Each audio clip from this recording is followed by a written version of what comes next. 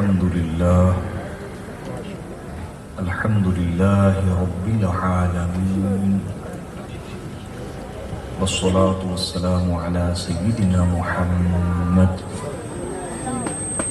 سيد الأولين والآخرين وعلى آله الطيبين الطاهرين المهديين الصابرين وأصحابه المتقين المخلصين الراشدين العادلين. أما بعد فأعوذ بالله من الشيطان الرجيم.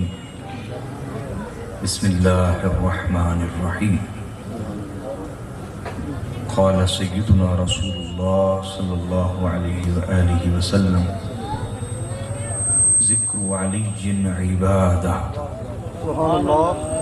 صدق نبینا صلی اللہ علیہ وآلہ وسلم. محترم المقام عزت مآب حضرت قبلہ پیر سید بلال حسین شاہ صاحب حافظہ اللہ تعالی،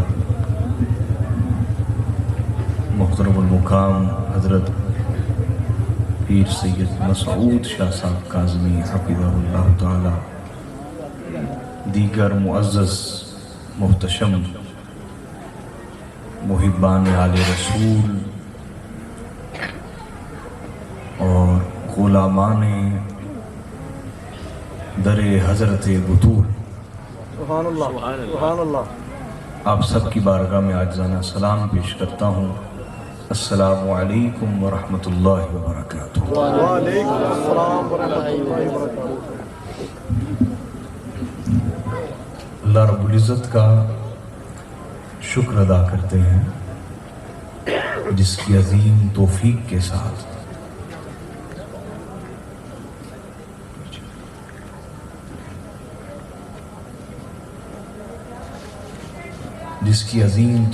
کے ساتھ ہم آج محبت اہل بیت رسول میں جمع ہیں اور جشن مولود کعبہ کے اس خوبصورت پروگرام میں جو انتہائی محبت سے سجایا گیا ہے، انعقاد پذیر ہے، اس میں حاضر ہیں. اللہ میری اور آپ سب کی حاضری قبول فرمائے. حاضرین، جو لوگ مجھے سنتے رہتے ہیں انہیں میری گفتگو کا اندازہ ہوگا کہ میں کوشش کرتا ہوں کہ گفتگو کا معیار گرنے نہ پائے کبھی بھی، اور میں اپنی گفتگو کو قرآن اور سنت اس کے درجے سے نیچے نہیں لاتا. لیکن آج کا جو درس ہے تو درس حدیث ہی آج بھی، لیکن تمہیداً آپ کو 2 سے 3 واقعات سنانا چاہتا ہوں اس اعتبار سے کہ آج ہم جب اہل بیت کی محبت میں کوئی محفل رکھتے ہیں، کوئی پروگرام رکھتے ہیں، اس پر بہت سارے لوگ متحرک ہو جاتے ہیں اور وہ لوگوں کے ذہنوں میں طرح طرح کے اعتراضات وارد کرتے ہیں، طرح طرح کے شک پیدا کرتے ہیں، شکوک و شبہات پیدا کرتے ہیں، وسوسہ اندازی کرتے ہیں. یہ کیا ہے، یہ کیا ہے، یہ کیا ہے. تو میری طرف توجہ اگر آپ کی ہے تو میری بات کو سمجھنے کی کوشش کریں. میں آپ کی تربیت کے لیے گفتگو کر رہا ہوں کہ یہ کوئی نیا عمل نہیں ہے، یہ کوئی نیا عمل، یہ تو صدیوں سے محنت ہے. صدیوں سے بولیے محنت ہے. ایک ایسا طبقہ ہے جو واضح طور پر اسلام کا دشمن ہے، وہ ہیں کفار. وہ کون ہے بولیے؟ اور ایک وہ طبقہ ہے جو واضح طور پر اسلام کا حمایتی، معاون اور مددگار ہے، اور وہ ہے مومنین. وہ کون ہے بولیے؟ ایک تیسرا طبقہ تو شروع سے رہا جو ظاہراً اسلام کے نمائندے کہلاتے ہیں، لیکن باطنن قلبن روحن اندر سے وہ اسلام کا نقصان چاہتے ہیں اور دشمنوں کو فائدہ پہنچانا چاہتے ہیں۔ یہی وجہ ہے کہ انہوں نے ہر اس شخص سے نفرت کی جس نے اسلام کو فائدہ پہنچایا۔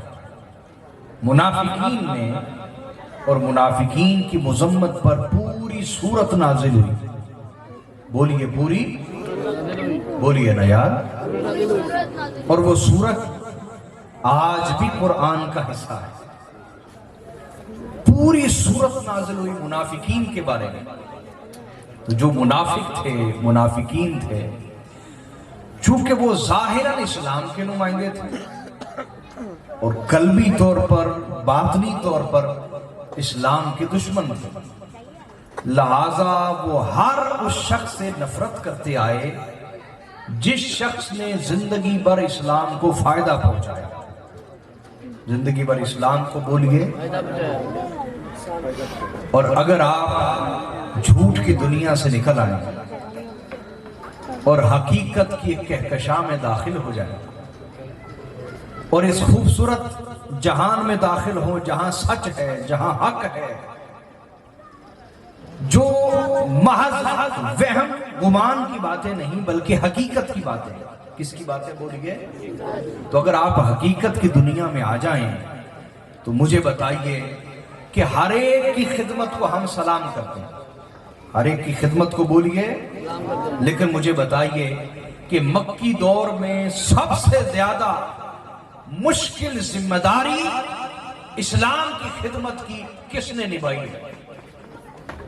مکی دور میں خدمت اسلام کی، خدمت پیغمبر کی، حضور سید دو عالم صلی اللہ علیہ وسلم کی خدمت کی، دفاع کی، حمایت کی، آپ کی حفاظت کی سب سے مشکل ذمہ داری کس نے نبھائی؟ ماشاءاللہ، شعور ہے، بولا ہے شعور، اور شعور سر چڑھ کے بولتا ہے۔ یہ کو تھوڑی سی کم کریں، بولنے میں مسئلہ ہو رہا ہے۔ تو مکی دور میں سب سے مشکل ذمہ داری اسلام کی حفاظت اور پیغمبر اسلام کی حفاظت، حضور سید دو عالم حضرت محمد مصطفیٰ کی حفاظت اور ان کے مشن کی حفاظت کی سب سے زیادہ کٹھن، مشکل، اہم ذمہ داری کس نے نبھائی ہے؟ بولیے۔ حضرت ابو طالب علیہ السلام، حضرت ابو طالب علیہ السلام نے۔ میں ہر ایک کی خدمت کو سلام کر رہا ہوں، اور اس میں آپ دیکھیے کچھ لوگ آئے آقا علیہ السلام کے پاس، کہا یا رسول اللہ اس میں سے ہمیں حصہ دیں۔ تو آقا علیہ السلام پوچھتے تھے کیا تم شیب ابی طالب میں موجود تھے؟ شیب ابی طالب مکی دور سارا ہی بڑا مشکل تھا، سارا ہی۔ اگر آپ کو جھوٹ نہیں سنایا گیا یا جھوٹ پہ پکا نہیں کیا گیا تو میری بات بھی آنکھیں بند کر کے نہ مانیں، آپ پڑھیے، کتابیں پڑھیے، پھر آپ کو اندازہ ہوگا کہ تمام سیرت نگار اس بات کے اوپر اجماع رکھتے ہیں کہ مکی دور میں جب تک حضرت ابو طالب موجود رہے ہیں، رسول اللہ تک نہ تو کوئی تیر پہنچا، نہ نیزہ پہنچا، نہ تلوار پہنچی، نہ کوئی ہاتھ پہنچا، نہ حضور کے گریبان تک کوئی پہنچا، نہ کسی کی زبان حضور تک پہنچی۔ جب تک حضرت ابو طالب کا سینہ موجود رہا، کوئی بھی دشمن بدبخت آقا علیہ السلام کی ذات تک براہ راست پہنچ سکا؟ بولیے نا، نہیں ہے۔ اب اسی طرح آپ مدنی دور لگا لیں، کیا کسی نے اپنا مال پیش کیا، کسی نے بدنی خدمت کی آقا علیہ السلام، وہ تمام اصحاب رسول، وہ تمام خاندان رسول، ان سب کی خدمتوں کو سلام کرتے ہیں۔ لیکن سب سے مشکل وقت کون سا ہوتا ہے؟ بولیے، جنگ کا۔ کون سا مشکل وقت ہوتا ہے؟ بولیے نا بھئی، جنگ کا وقت ہی سب سے مشکل ہے نا۔ تو سب سے مشکل وقت میں سب سے بڑی خدمت اور سب سے بڑی قربانی کس نے پیش کی؟ بولو تو صحیح نا یار۔ حضرت ابو طالب کی اولاد نے، حضرت ابو طالب کی یعنی حضرت مولا کائنات مولا علی المرتضیٰ نے سب سے مشکل وقت ہے جنگ کا، اور اس مشکل وقت میں بھی سب سے مشکل ذمہ داری کس نے نبھائی؟ حضرت مولا علی المرتضیٰ نے۔ بس یہی وجہ تھی، توجہ ہے آپ کی کہ نہیں؟ یہی وجہ تھی کہ پوری تاریخ اسلام میں جتنا حسد اور جتنی نفرت حضرت ابو طالب اور ان کی اولاد سے کی گئی، زمانے میں کسی سے نہیں کی گئی۔ یہ بات آپ کو سمجھ آئی ہے کہ نہیں آئی؟ بولیے نا۔ چونکہ جو منافقین تھے انہیں ہر اس شخص سے نفرت تھی جو اسلام کا خدمت گزار تھا۔ اسلام کا بولیے، اور جو اسلام کا سب سے بڑا خدمت گزار ہوگا، اسلام کا بولیے، تو ظاہری سی بات ان کی نفرت اور حسد اور بغض بھی سب سے زیادہ اسی سے ہوگا۔ یہ بات سمجھ آئی آپ کو کہ نہیں آئی؟ یہی وجہ ہے، سنیے، توجہ ہے آپ، توجہ ہے یار۔ جی امام نسائی جب دمشق تشریف لائے، کہاں پہ بولیے؟ ایسا کسی کے ساتھ نہیں ہوا جیسا رسول اللہ کے خاندان کے ساتھ کیا گیا۔ سنیں، توجہ ہے نا آپ کی، سلامت رہی۔ میں ایک اگزامپل دینے لگا ہوں، ایک اگزامپل آپ کو دینے لگا۔ امام نسائی یہ وہ محدث ہیں جو خود امام بخاری کے بھی استاد ہیں۔ امام بخاری کے بھی بولیے، امام بخاری نے ان سے 600 روایات لی ہیں۔ امام بخاری نے، یہ اس درجے کے امام ہیں امام نسائی۔ اور محدثین نے، پاکستان کے امام مسجدوں کی بات نہیں کر رہا، محدثین نے سنن نسائی کو، بعض محدثین نے صحیح بخاری کا درجہ دیا اور بعض نے اس سے بھی بہتر قرار دیا۔ اس درجے کی ان کی کتاب ہے سنن نسائی۔ اتنا عظیم محدث جب دمشق آیا، وہاں دیکھا کہ جو خطیب ہے وہ خطبہ جمعہ میں حضرت مولا کائنات مولا علی المرتضیٰ کو معاذ اللہ گالیاں دے رہا ہے، اور مولا علی پر معاذ اللہ استغفر اللہ لعنت کر رہا ہے۔ ہر خطبہ جمعہ میں حضرت مولا کائنات پر معاذ اللہ استغفر اللہ لعنت کر رہا ہے۔ خدا ان سب پر لعنتیں کرے جو اہل بیت پر لعنتیں کرتے آئے، جنہوں نے لعنتیں کی یا کروائیں، خدا بے شمار لعنت ان پر کرے، آمین اللہم آمین۔ امام نسائی نے جب جمعہ کے خطبہ میں خطیب کو یہ کرتے دیکھا تو اس کے پیچھے جمعہ نہیں ادا کیا، اس کے پیچھے جمعہ بولیے، بولو تو صحیح نا۔ میں آپ کو سمجھانا چاہتا ہوں کہ اہل سنہ جو سنت پر قائم تھے، محدثین فقہا، وہ تو ہمیشہ اہل بیت کے ساتھ کھڑے رہے۔ آج جو خود کو اہل سنہ کہتے ہیں وہ اہل بیت کے دشمنوں کے ساتھ کھڑے ہوئے۔ لہٰذا شعور کی آنکھیں کھولیں اور پہچانیں کہ کہیں منافقت تو ہمارے اندر داخل نہیں ہو رہی، خارجیت تو ہمارے اندر داخل نہیں ہو رہی، کہیں ناسبیت تو ہمارے اندر داخل نہیں ہو رہی۔ شعور کی آنکھیں کھولیں اور اپنے آپ کو جھنجھوڑیں کہ کل قیامت والے دن جن کا جھنڈا لگنا ہے اور اس جھنڈے کے نیچے ہر جنتی نے آنا ہے، وہ نبی کے گھر کا جھنڈا ہے، وہ اہل بیت کے دشمنوں کا جھنڈا۔ اور حوض کوثر پہ جو ساقی موجود ہونے ہیں، یہ حوض کوثر ہے ہی محمد مصطفیٰ کا، اور وہاں ساقی ان کے اہل بیت ہیں۔ لہٰذا پھر اسی طرح جنت جہاں آپ جانا چاہتے ہیں مسلمان ہو کر، نمازیں پڑھ کے، دینداری اختیار کر کے، اس جنت میں تو سیادت اور سرداریاں ہی نبی کے گھر کی ہیں، ان کی وہاں سرداریاں ہیں، اور یہاں آپ کی اہل بیت کے دشمنوں سے یاریاں ہیں۔ کیسے ہو سکتا ہے کہ آپ جنت میں جائیں؟ آپ سے میری مراد وہی لوگ ہیں جو آپ کو رستے سے ہٹانا چاہتے ہیں۔ تو حاضرین ایک بات سمجھے جو میں سمجھا رہا ہوں کہ یہ ظلم صرف اہل بیت نبوت کے ساتھ ہوا، کسی اور کے ساتھ ہوا نہیں، کہ ممبروں پر معاذ اللہ ان پہ لعنتیں کی گئی۔ جب حضرت مولا کائنات کی یہ گستاخیاں دیکھی امام نسائی نے تو جمعہ اس کے پیچھے نہیں ادا کیا، بدبخت کے پیچھے۔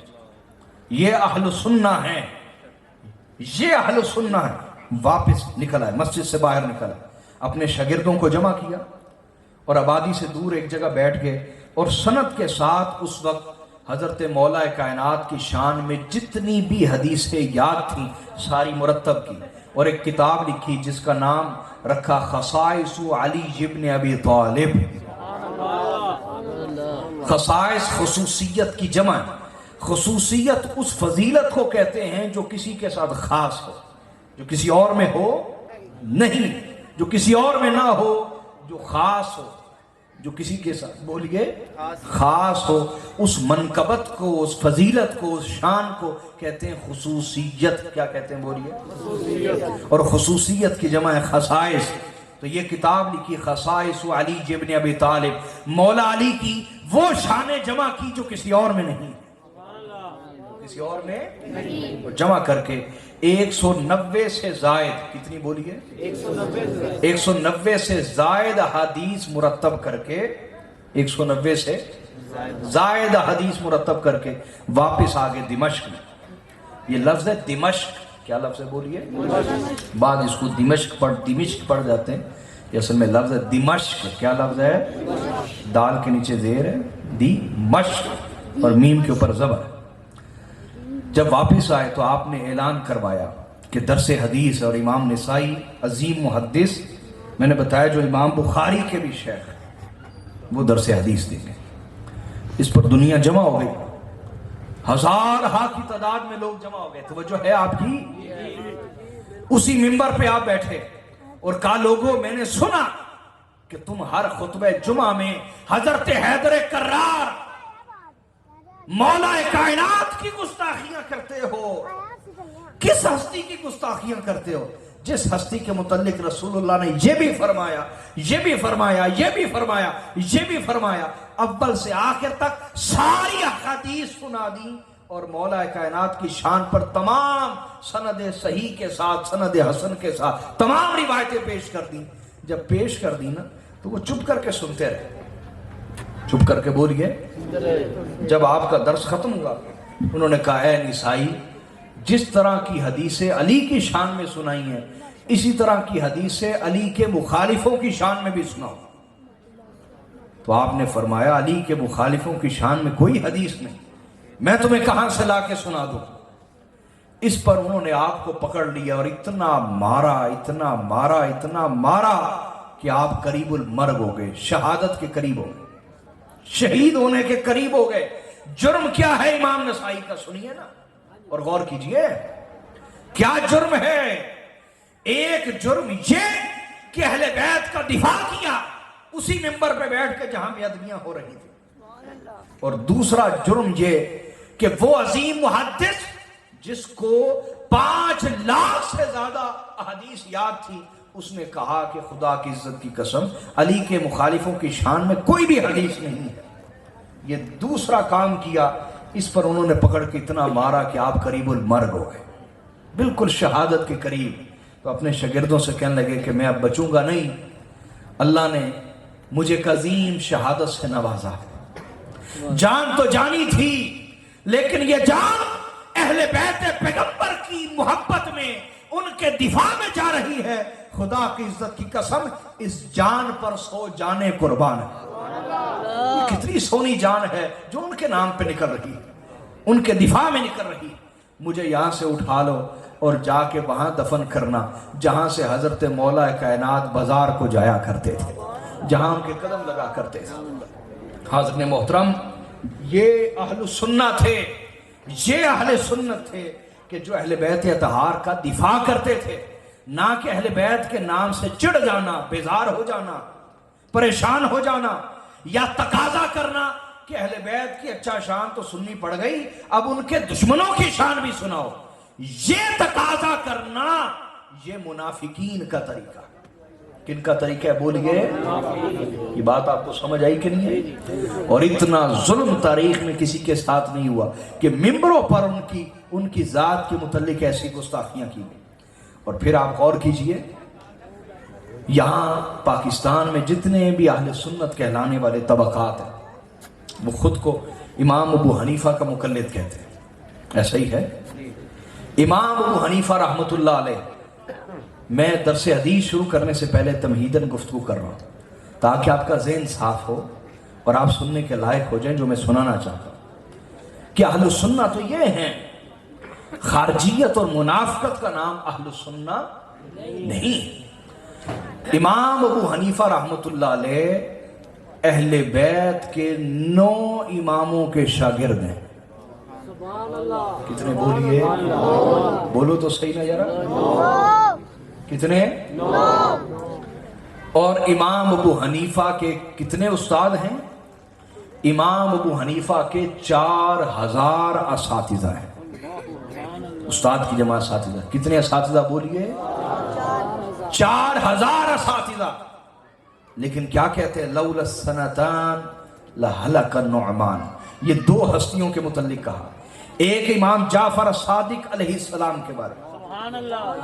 امام جعفر الصادق جو امام محمد الباقر کے بیٹے ہیں، اور وہ امام زین العابدین کے بیٹے ہیں، اور وہ امام حسین کے بیٹے ہیں، اور وہ حضرت مولا کائنات اور شہزادی رسول سیدہ فاطمہ الزہرا کے بیٹے ہیں، اور براہ راست رسول اللہ کے بیٹے ہیں. 4000 استادوں سے پڑھا امام ابو حنیفہ نے. لیکن کیا کہتے ہیں؟ کہتے ہیں لولا السنتان لہلک النعمان. اگر 2 سال میں امام جعفر الصادق کے جوتے نہ اٹھاتا، ان کے نالین نہ اٹھاتا، ان کے جوڑے نہ اٹھاتا، اگر 2 سال اہل بیت کے در کی خیرات نہ لیتا، ابو حنیفہ کب سے برباد ہو چکا ہوتا. غور فرمائیے آپ، یہ اہل سنہ ہیں. اور پھر آپ نے امام ابو حنیفہ نے ایک فتویٰ دیا. کیا بولیے؟ اور فتویٰ آپ نے بیعت کی امام زید کے ہاتھ پر. کن کے ہاتھ پر بولیے؟ بولو تو صحیح نہ ذرا. امام زید. امام زید یہ بیٹے ہیں امام زین العابدین کے. کن کے بیٹے ہیں بولیے؟ تو جو ہے یہ بیٹھے بیٹھے سوئے ہوئے. کن کے بیٹے بولیے؟ امام زید. اور امام زید استاد بھی ہیں امام جعفر الصادق کے. امام جعفر الصادق کے بھی استاد. سمجھ شریف میں آ رہی ہے بات؟ سلامت رہیں. امام زید کے ہاتھ پر بیعت کی امام ابو حنیفہ نے. اور جب انہوں نے قیام حق کے لیے میدان میں اترنے کا فیصلہ کیا، میدان میں اترنے کا بولیے، تو امام ابو حنیفہ نے فتویٰ دیا. فتویٰ یہ دیا کہ جو شخص بھی امام زید کا ساتھ دے گا، اللہ اسے غزوہ بدر میں رسول اللہ کا ساتھ دینے کا اجر عطا فرمائے گا. یہ کس کا فتویٰ بولیے؟ امام ابو حنیفہ کا. آپ کہنا کیا چاہ رہے ہیں؟ امام ابو حنیفہ کہنا یہ چاہ رہے ہیں کہ جب سید پہ مشکل وقت آ جائے، نبی کے خاندان پہ مشکل وقت آ جائے، اس مشکل گھڑی میں جو اہل بیت کا ساتھ دے گا، اللہ اسے غزوہ بدر میں مصطفیٰ کا ساتھ دینے کا اجر عطا فرمائے. اب جس دل میں ایمان ہے اسے تو یہ بات قبول ہو گئی. جہاں ایمان نہیں منافقت ہے، وہ کہے گا یہ کیسی بات ہے. یہ بات اس وقت بھی سمجھ نہیں آئی تھی لوگوں کو، آج بھی نہیں آئی. بھائی دیکھیے، غزوہ بدر میں جس کا ساتھ دے رہے ہیں، تو بعد میں جو آل رسول ہے وہ اسی رسول کا ہی تو جز ہے. نہیں آئی بات سمجھ آپ؟ بولو نا. اور یار ادھر دیکھو نا، میں نے ایک جیکٹ پہنی ہوئی، میں ادھر سے اس کو کاٹ لیتا ہوں، یہ اس کا ہو گیا جز، یہ ہے کل. یہ کل ہے اور یہ کیا ہے؟ جز. دیکھو اس میں فرق صرف ایک ہی ہے کہ یہ جز ہے اور یہ کیا ہے؟ کل. باقی کوئی فرق نہیں. رنگ وہی ہے. بولو تو صحیح نہ ذرا. رنگ بولیے وہی ہے، اور دھاگا وہی ہے، چمک وہی ہے، دمک بولیے، خوبصورتی بھی وہی ہے. مصطفیٰ کل ہے اور ساری آل رسول مصطفیٰ کا جز ہے. فرق یہ ہے کہ وہ کل ہیں، یہ جز ہیں. باقی رنگ ایک جیسا ہے، چمک ایک جیسی ہے، دمک ایک جیسی ہے، نورانیت ایک جیسی ہے. بس دیکھنے والی نگاہ کسی مومن کی ہو، کسی بولیے تو اسے نظر آتا ہے. منافق کی ہو تو اس کی نفرت میں اضافہ ہوتا ہے، محبت میں اضافہ. کسی سید کو دیکھ کے محبت میں اضافہ نہیں ہوتا. تو امام ابو حنیفہ نے جب یہ فتویٰ دیا کہ جو بھی اہل بیت کا ساتھ دے گا اس مشکل وقت میں، اللہ اسے غزوہ بدر میں رسول اللہ کا ساتھ دینے کا بولو نا اجر عطا فرمائے گا۔ جب یہ فتویٰ دیا تو اس پر اس دور کے حکمران نے آپ پر ایک تہمت لگا کے آپ کو جیل میں بند کر دیا۔ روزانہ سزائیں دی جاتی امام ابو حنیفہ کو۔ یہ سنیے جو اہل حق تھے وہ کون لوگ تھے اور کیسے لوگ تھے، اور زندگی میں کیا کیا تکلیفیں ان پر آئیں اور کس وجہ سے آئیں۔ کوئی مال کی وجہ سے نہیں، انہوں نے کسی کا حق مارا نہیں تھا کہ تکلیفیں آ رہی تھی۔ تکلیفیں کیوں آئیں؟ اہل بیت کے دفاع میں فتویٰ دیا۔ اہل بیت کے دفاع میں بولیے نا۔ امام ابو حنیفہ جیل میں چلے گئے، اتنی اذیتیں آپ کو جیل میں دی گئیں، اور بار بار آپ سے کہا جاتا کہ اہل بیت کی حمایت سے پیچھے ہٹ جائیں، پیچھے ہٹ جائیں، پیچھے ہٹ جائیں۔ آپ فرماتے نہیں، خدا کی عزت کی قسم میری زندگی کا سرمایہ یہی ہے، میری زندگی کا بولیے گھر کے ساتھ کھڑا ہوں، یہ میرا سرمایہ ہے، متاع ہے میری کل حیات کی، میں پیچھے نہیں ہٹ سکتا۔ لہٰذا اتنی اذیتیں سہنے کے بعد اہل بیت کے دفاع اور اہل بیت کی محبت میں اپنی جان اپنے مولا کے سپرد کر دی۔ حاضرین میری طرف دیکھو ذرا، نیچے دائیں بائیں مجھے دیکھیں، میں آپ کو کچھ سمجھانے آیا ہوں۔ امام ابو حنیفہ کی شہادت کس جرم میں ہوئی ہے؟ بولیے تو صحیح۔ کیا انہوں نے کسی کا حق مارا؟ کیا کسی کے ساتھ زیادتی کی؟ سنو، اہل سنہ وہ تھے کہ جو اہل بیت کے دفاع میں اپنی جانیں پیش کرتے تھے، ڈرپوک نہ تھے، بزدل نہ تھے، بلکہ اہل بیت کے دفاع کے لیے میدان میں آتے تھے اور اپنی جانیں پیش کرتے تھے۔ یہ اہل حق تھے، یہ بولیے۔ لہٰذا جو اہل بیت کی بے ادبیوں پہ اتر آئے اور اہل بیت کی بے ادبیوں کی وجہ سے جیلیں کاٹے، کیا اس کا تعلق حق کے ساتھ ہو سکتا ہے؟ بولو نا، کبھی نہیں ہو سکتا، ہرگز نہیں ہو سکتا۔ اور پھر اسی طرح میں آپ کو مثال دینا چاہتا ہوں امام مالک کی۔ کس کی مثال دینا چاہتا ہوں؟ نعرہ تکبیر، اللہ اکبر، رسالت، نعرہ حیدری، نکر نکر گلی گلی، نکر نکر گلی گلی، دم دم ہر دم، ہر دم، حیدر حیدر حیدر حیدر حیدر حیدر حیدر حیدر، نعرہ حیدری حیدری حیدری حیدری۔ اور پھر آپ دوسری مثال لیجئے امام مالک کی۔ کن کی بولیے؟ امام مالک، آپ نے بیعت کی حضرت نفس زکیہ کے ہاتھ پہ۔ کس کے ہاتھ پہ بولیے؟ بولو تو صحیح نا یارا۔ حضرت نفس زکیہ۔ نفس زکیہ کا معنی ہے پاکیزہ شخصیت، پاکیزہ ہستی۔ تو یہ ان کا لقب تھا اور نام تھا محمد المہدی۔ کیا نام تھا؟ لقب المہدی تھا، نام المحمد تھا۔ اور یہ بیٹے ہیں حضرت عبداللہ مہد کے، حضرت عبداللہ مہد کے۔ اور حضرت عبداللہ مہد عربی میں ہے، اردو میں اس کو محض پڑھا جائے گا یا محض۔ محض محض اس کا معنی ہے خالص۔ کیا معنی ہے؟ خالص۔ یہ وہ پہلے سید تھے جن کا باپ بھی سید تھا، ماں بھی سید زادی تھی۔ باپ کون ہے؟ باپ ہے امام حسن کا بیٹا، امام حسن مصنع۔ اور ماں کون ہے؟ ماں ہے امام حسین کی بیٹی حضرت فاطمہ صغرا ہے۔ تو حضرت نفس زکیہ بیٹے ہیں حضرت عبداللہ مہد کے، عبداللہ مہد بیٹے ہیں حضرت حسن مصنع کے، اور حضرت حسن مصنع بیٹے ہیں امام حسن مجتبیٰ کے۔ کتنا خوبصورت سلسلہ ہے حضرت نفس زکیہ۔ اور آپ کو تو شاید پتہ ہی نہیں، پاکستان والوں کو، پہلا سید جو بر صغیر کی سرزمین پہ آیا ہے، یہ جو آپ کی سب کانٹیننٹ ہے، بر صغیر کی سرزمین، یہاں جو پہلا سید آیا، کون بولیے؟ وہ حضرت نفس زکیہ کا بیٹا ہے، اور ان کا نام ہے حضرت عبداللہ اشتر کیا نام ہے؟ جن کو ہم حضرت عبداللہ شاہ غازی کہتے ہیں.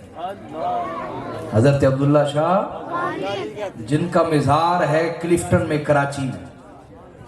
ابھی 1 ہفتہ پہلے میں ان کے مزار پہ ہی تھا کلفٹن میں کراچی میں. حضرت عبداللہ شاہ غازی رحمۃ اللہ علیہ. آپ پہلے سید ہیں جو برے صغیر کی سرزمین پہ تشریف لائے. آئی بات سمجھ کے نہیں آئی؟ تو امام مالک نے بیعت کی حضرت نفس زکیہ کی. کس کی بیعت کی؟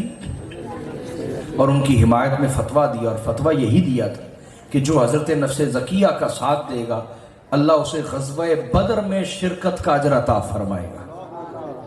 غزوہ بدر میں شرکت کا.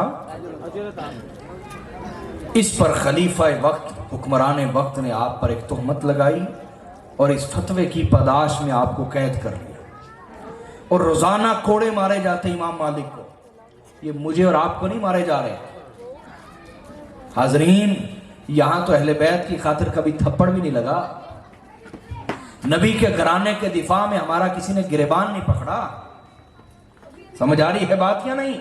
ایک تھپڑ تک ہمیں نہیں لگا آج تک. سنیں اہل حق کون تھے جو اہل بیت کی خاطر کیا کیا تکلیفیں سہتے تھے. یہ امام مالک کون ہیں جنہوں نے زندگی میں کوئی مار نہیں کھائی, جسم انتہائی نرم نازک, 18 سال کی عمر میں مسجد نبوی کے ممبر پہ بیٹھ کے درس حدیث دینا شروع کیا.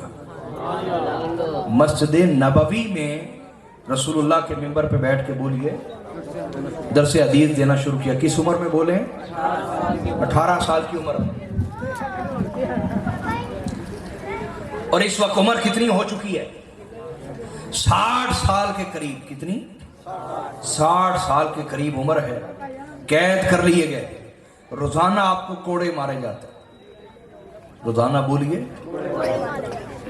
کوڑے مارے جاتے امام مالک کو کہ یہ فتویٰ واپس لے. امام مالک نے فرمایا علی کے مرید غلط فتوے نہیں دیتے. علی کے مرید غلط فتوے, لہذا میں واپس نہیں لوں گا.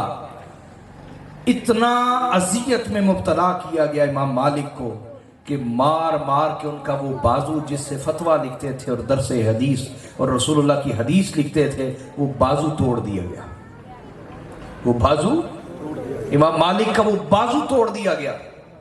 اور پھر ظلم یہاں پہ نہ رکا, امام مالک کی داڑھی مونڈ دی گئی. میں کسی عام بندے کی بات نہیں کر رہا, گلیوں میں پھرنے والے کسی آوارہ بندے کی بات نہیں کر رہا. میں عظیم محدث کی بات کر رہا ہوں. کل محدثین جس کے شاگرد ہیں, کل محدثین, امام بخاری ہوں, مسلم ہوں, ترمذی ہوں, یہ سب کے سب امام احمد بن حنبل کے شاگرد ہیں. اور امام احمد بن حنبل یہ شاگرد ہیں امام شافعی کے, اور امام شافعی شاگرد ہیں امام مالک بن انس کے.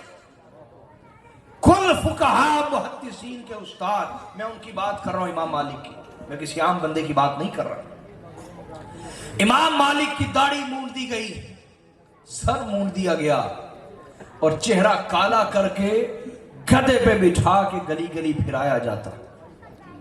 گلی گلی آپ کو پھرایا جاتا اور کہا جاتا کہ دیکھو یہ شخص کا انجام ہے. اور آپ جس گلی سے بھی گزرتے تو فرماتے لوگوں جو مجھے جانتا ہے سو جانتا ہے, جو مجھے جانتا ہے سو جانتا ہے, جو نہیں جانتا وہ بھی جان لے کہ میں مالک بن انس ہوں. میں کل بھی اہل بیت کی حمایت میں کھڑا تھا, میں آج بھی اہل بیت کی حمایت میں کھڑا ہوں. اللہ اکبر. حاضرین محترم, یہ اہل سنت ہے. یہ میں نے آپ کو 3 مثالیں دے دی. تو کیوں بھائی ذہن آپ کا صاف ہوا یا نہیں ہوا؟ بولیے نا. ایسا مزاج کیوں بن گیا کہ کسی اور کی بات میں, کسی اور کی ذات میں جھوٹی روایت بھی پیش کرو تو لوگ کہتے ہیں واہ واہ واہ واہ, اور مولا علی کی شان میں ہم صحیح حدیث بھی بیان کریں لوگ انکار کر دیتے.